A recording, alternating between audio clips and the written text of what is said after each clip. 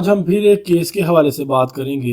मेरी ज़िंदगी के तकरीबन अब तक 11 साल गुज़र चुके हैं इस प्रोफेशन में और मैं बहुत से लोगों को डील कर चुका हूँ। बहुत सी स्टोरियाँ, बहुत से हालात वाक़यात लोगों के सुनने में आए हैं मुझे।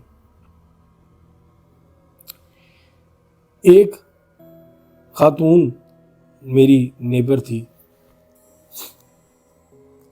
उनकी बेटी की शादी नहीं हो रही थी। माशाल्लाह बेटे उनके 2 सेटल थे स्पेन में और बेटी के साथ ये मामला था कि वो खूबसूरत भी थी, खूबसीरत भी थी, हर तरह से परफेक्ट थी लड़की माशाल्लाह, कोई उसमें किसी चीज़ की खामी नहीं थी, लेकिन रिश्ता नहीं हो पा रहा था उसका। उसके साथ मामला था बंदिश का। बंदिश उसके साथ पीरियड्स की वजह से नहीं हुई थी, जो नेचुरली अक्सर लड़कियों के साथ हो जाती है, जो मैं अक्सर अपनी कुछ पहले की वीडियोस में बता चुका हूँ। उस लड़की के साथ बंदिश की वजह थी उसके अपने ख़ानदान में से ही कुछ लोग, कोई एक ऐसी फैमिली जिनको के रिश्ते की वजह से इनकार किया गया था। लड़की की तरफ से रिश्ते की इनकार की वजह ये थी कि जो लड़के वाले थे उनका तकाजा था कि उनके बेटे को बाहर स्पेन भेजा जाए, लड़की के भाइयों पे ये जिम्मेदारी डाली जाए और उनकी तरफ से ये कमिटमेंट करवाई जाए कि वो अपने बहनोई को स्पेन बुलाएंगे और वहाँ पे कहीं पे सेटल करवाएंगे। आंटी जब मेरे पास आई, जब आंटी के साथ सारी गुफ्तगू हुई, उनकी बेटी के साथ सारी गुफ्तगू हुई, मैंने आंटी को एक मशवरा दिया। मैं कहा आंटी, जब तक आपकी बेटी के साथ ये बंदिश के मामला ख़त्म नहीं होते तब तक आप अपनी बेटी की शादी ना कीजिएगा। कहने लगी नहीं हो सकता, अल्लाह साड़ी सुन ले ते सारे मामला ठीक हो जाए।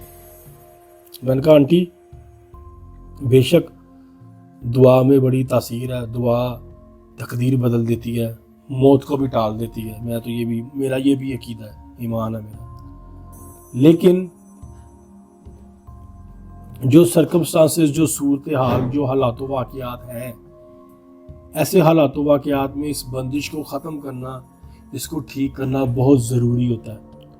उसके बगैर शादी नहीं करनी चाहिए। क्यों? अगर उसके बगैर आप शादी करते हैं, शादी अक्सर ज़ोर लगाने से, फोर्स करने से, या कभी कभी हालात ऐसे पैदा हो जाते हैं कि शादी हो जाती है लड़की की, ठीक है, लेकिन वो शादी चल नहीं पाती। मैंने उनको आगाह किया, मैंने कहा जी, अगर आप इस हाल में अपनी बेटी की शादी करेंगी बगैर इलाज करवाए तो ये शादी कभी भी चल नहीं पाएगी।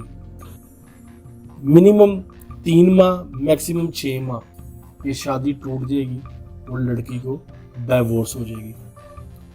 खैर, वो आंटी के साथ ज़रा अकीदे की कुछ चीज़ों के हवाले से कुछ बहस छिड़ पड़ी। आंटी को कुछ चीज़ें अपील नहीं की मेंटली तौर पे, आंटी ने डिनाई किया। हुआ ये कि रिलेटिव्स में ही, बरादरी में से ही रिश्ता आ गया कि जी चलो जी, खानदान दी कुड़ी है, असी कुड़ी नूं अपने घर ले आने हैं, जो हमारे यहाँ पे एक ट्रेंड है। लड़की का रिश्ता कर दिया गया, लड़की की शादी हो गई। लड़की की जहाँ शादी हुई वो शादी चल नहीं पाई और चौथे महीने लड़की तलाक लेके घर आ गई। जब वो वजह पूछी गई तो पता चला कि लड़का नामर्द था।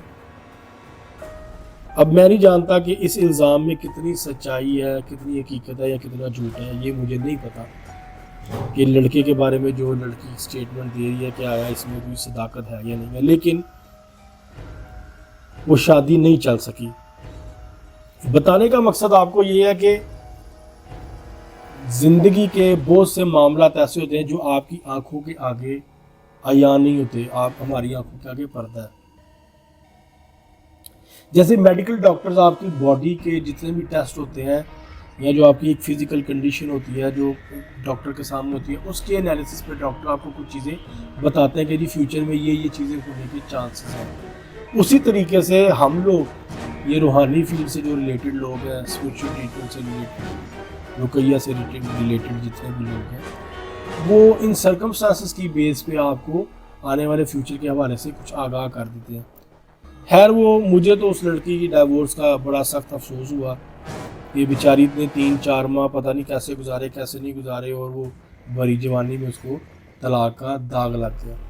तो कोशिश किया करें कि कभी भी आप किसी साहिब इल्म साहिब नज़र शख्सियत के पास गए हैं और वो आपको अगर कुछ कीमती अपने मशवरे दे रहे हैं, अपनी कीमती राय से आगाह कर रहे हैं, तो आप कोशिश किया करें, उन पे अमल किया करें, उसमें आपका ही फ़ायदा है, हमारा या सामने वाले शख्स का कोई फ़ायदा नहीं होता।